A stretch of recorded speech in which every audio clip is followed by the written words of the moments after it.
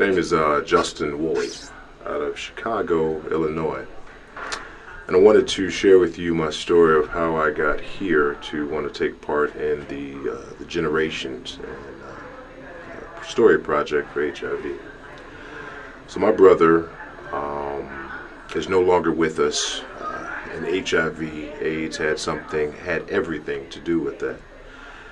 And from my perspective, something that I remember that I did was at a time when I had an opportunity to have a conversation with my brother about prevention, about him utilizing a condom.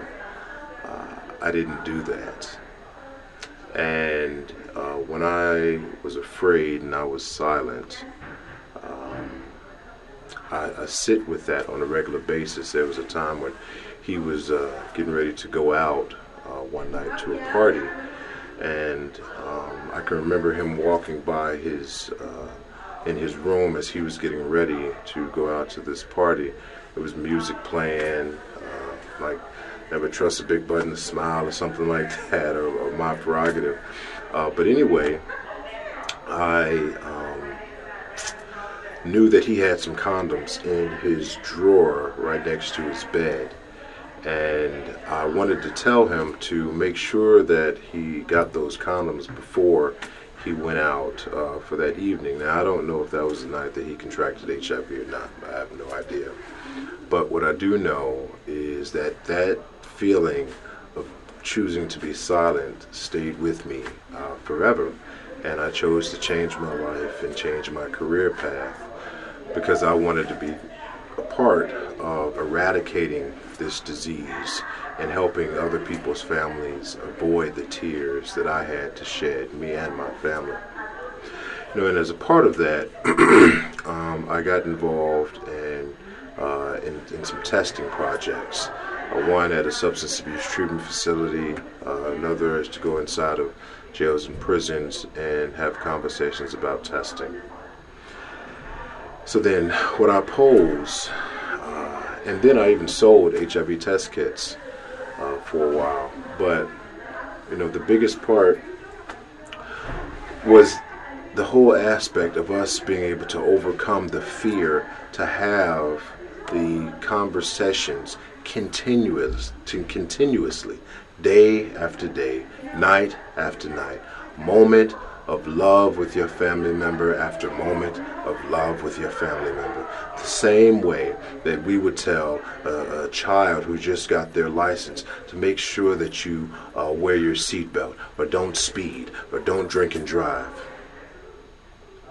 That's the way that we say, that's the same way that we need to be able to have these consistent messages in our homes with our loved ones.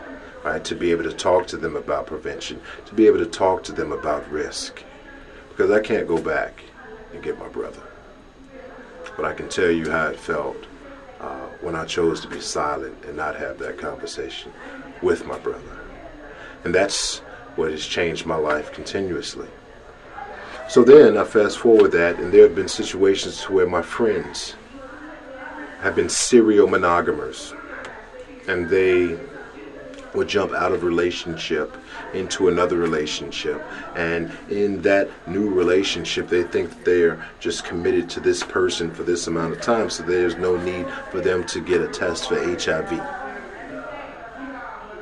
And in one sense, you know, they'll have a conversation with me as validation that they tried, or that they were letting somebody know that they were okay. So they were seeking approval of their behavior, but I can't, and nobody can give you the approval of your behavior or something that should make you feel good about what it is that you do until you know your status.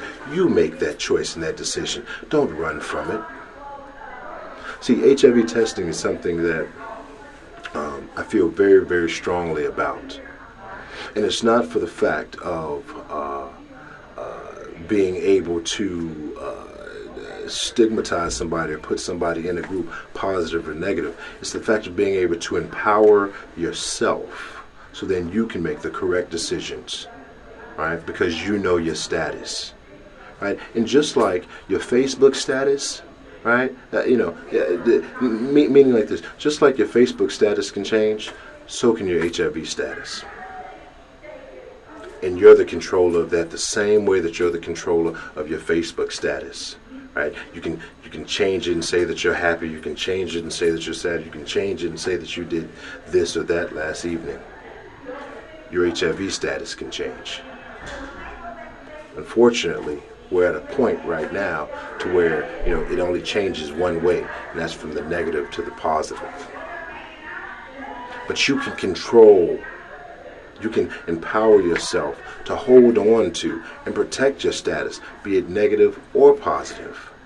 Right? Because see, if you're positive, right, then you can protect your status, meaning that you can take your medication on a regular basis, right? You can control your viral load, right? You can see your CD4 count, increase, and you can be healthier. And then you can also, take part in slowing the spread down of HIV because you know your status. So you can have those conversations with your loved ones. And for a person who's negative, right, knowing that HIV test, right, knowing your status, right, will help you to better protect that status and make better decisions for yourself. Me and my brother never had a conversation about getting tested for HIV. We had conversations in joking and laughingly about condoms, not the condom uses in the condom application. So there was risk, but then how do you, in a situation, minimize that risk? One way, and one thing that's glaring at me, and I remember this is really hard for me to say, but the role that I played growing up was once my brother contracted the virus, I became pissed. And I felt like that I wanted to see, I wanted to meet HIV, and I wanted to pummel, beat. I was mad. So I started to continually get an HIV test. In one sense, I didn't want my brother to go through that alone. And in another sense, I wanted to make sure that I was doing the things that I needed to do for myself and my family. And on a side note, if you can't get and take an HIV test for yourself, do it for the people that love you. Do it for the ones that will be taking care of you. All right? At least allow us, the fact of not having to find out that you have an AIDS diagnosis, right? Because you tested late. We found out late. And at that time, it's something totally, totally different. If I were to contract HIV, I would number one, I would know early because I, would take a test, and I do take a test, not based on risk, based on reality of situation of the generation that we live in.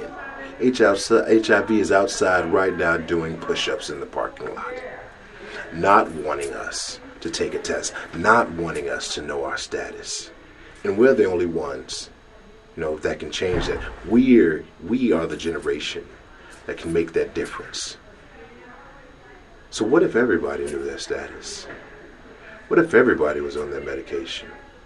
What if everybody, right, chose to have the conversation versus choosing silence? We wouldn't be losing our brothers and our sisters. We'd be choosing to live and to love and to have that experience. So my call and my challenge to you is just simply love yourself enough to know your status. Love yourself enough to protect your status, no matter what your status. And also, as a call to action. Claim one person that you will have this conversation with about whether or not they know their status. Put your arm around them when you have that conversation. And let them know that it's okay to know your status. It's okay to protect your status. Trust me, you don't want to be in my situation. Right? Because I can never have my brother back. I will forever be changed by HIV. And I will be there once we change HIV status for many, many generations. I'm in it until the end. I love you.